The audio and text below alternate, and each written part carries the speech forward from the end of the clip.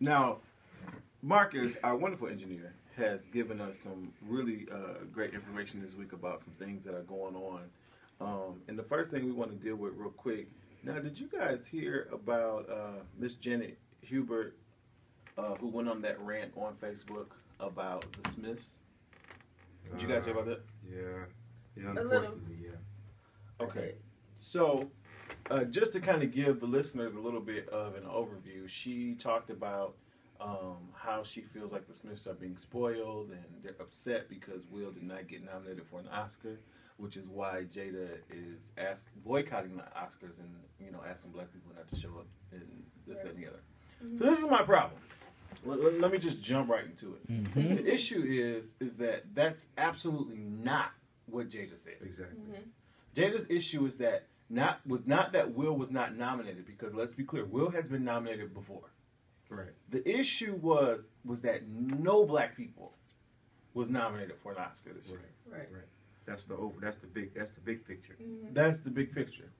But now once again, Miss Janet, gets on social media and goes on and on and on about, and she this is my opinion. This is Ron Todd. My opinion is that she makes everybody see just how bitter she still is 30 years later, 20 years later, however many years later, about her not being a part of the Fresh Prince of Bel-Air. Is anybody else with me? Yeah, it sounds like bitterness to me. It sounds like pure bitterness. And it's really sad because, we posting things, Black Lives Matter and this, that, and the other. Well, why do we always put each other down? It really sounds like she's faulting the Smiths, Will Smith personally, for her failing career. Right. Because if you really listen to what she said, one of the things she said, she was saying that people have to eat and people have to do this. Yeah, people have to pay their mortgage. Pay their mortgage and different type of things. And really, basically, she was speaking from a hurt place. Yeah.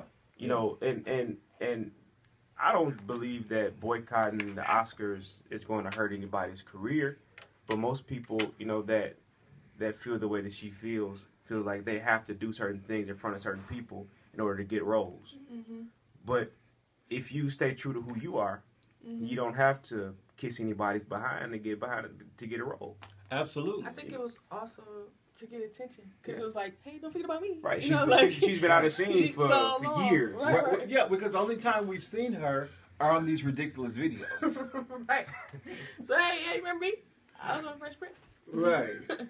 Like yeah, we do, but we don't. Right. But yeah, I just think that's sad, man. And I was really praying for her, because you gotta think, where's her state of mind that she has absolutely nothing better to do than to get on social media with her background that looks like maybe a very lower middle class department that she's staying in. So as she's talking about her mortgage and her bills, maybe she's struggling. Her mortgage is maybe they're not rewinding the episodes that she was involved in, so she's not getting any royalty checks. And there might be a reason why she's struggling. Goodbye. That bitterness against you. That bitterness against you. That will cause you to lose your mortgage. And let me tell you, I'm not a Hollywood actor or nothing like that, but what I will tell you, You're not? No, not at all. But what I will tell you is that you don't get far with a bad attitude in this industry, and with a bad name and representation.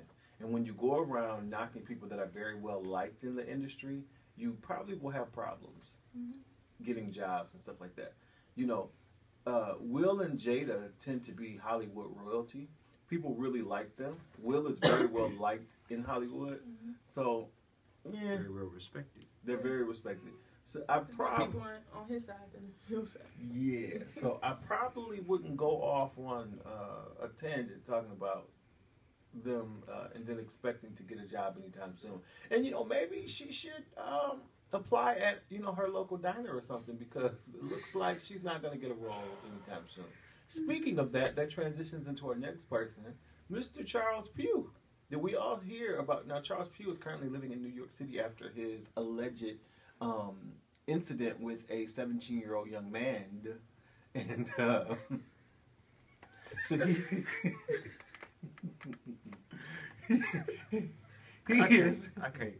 he is now living in New York City, where he is a server.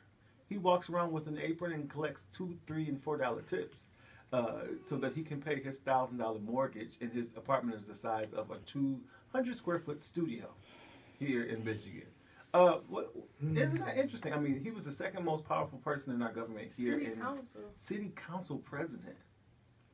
And serving. But that just goes to show you that what comes up goes down, especially when you're not doing the things that are right. And Charles Pugh was a very, very let's see, how can I put it? In my experience in run-ins with him, he was a very, very confident person. So I'm sure this has got to be very. It's a nice word. That's a nice word to use. Confident. He was very sure of himself. Confident. All right. So I'm pretty sure this has got to be pretty humbling for him. And embarrassing. What they say, started from the bottom, now we're here. Exactly. Right. It started from the top, now I'm there. Right. And this is the thing, though. It's a really big teachable moment, because a lot of times when we get to a position, our attitudes and the way we treat people can be really off the chain, for lack of better words. And so, what this shows us is that you can be in a very powerful position, you can make lots of money, and then that can change very quickly. Right. So that's why it's important that you always treat people with respect, and you always treat people right. That way, no matter what position you're in, you're accepted. Because now he's getting a lot of backlash. People are laughing at him. People are cheering in this moment, and that's sad. Yeah, I mean, it kind of goes back to what you said with the Janet Hubert, situation. Your attitude will either make you or break you. Yeah. And in both situations, they were both persons in positions of power, if you will, had a lot of influence. Sure. And because of your attitude, because of your demeanor, it could have lifted you to a different level. But because you received the contrary, of the two, now it began to take you down. Right. And sometimes we have to, we hate to see anybody go from a prominent position to basically now a pauper. Right. Right. We hate to see anybody go that way, but sometimes people have to learn hard experiences. Absolutely. They have to learn hard experiences, because those hard experiences, help you. They're either going to help you propel, or they're going to break you. That's right. And in their situations, where they were and not handling things the right way, now they're dealing with the consequences. Absolutely. And just relating to you talking about treating people nice and things like that, I believe that you should always be nice to people. My grandma, she preaches and talks about that a lot at our church, to be nice. And there's certain... The Holy Ghost Cathedral! Yes, the Holy Ghost Cathedral.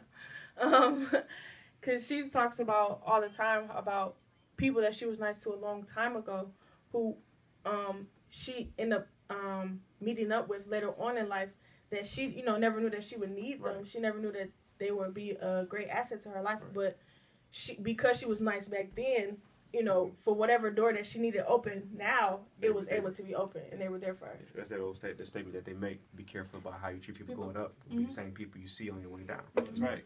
It's a wise tale, but it makes sense. It's true.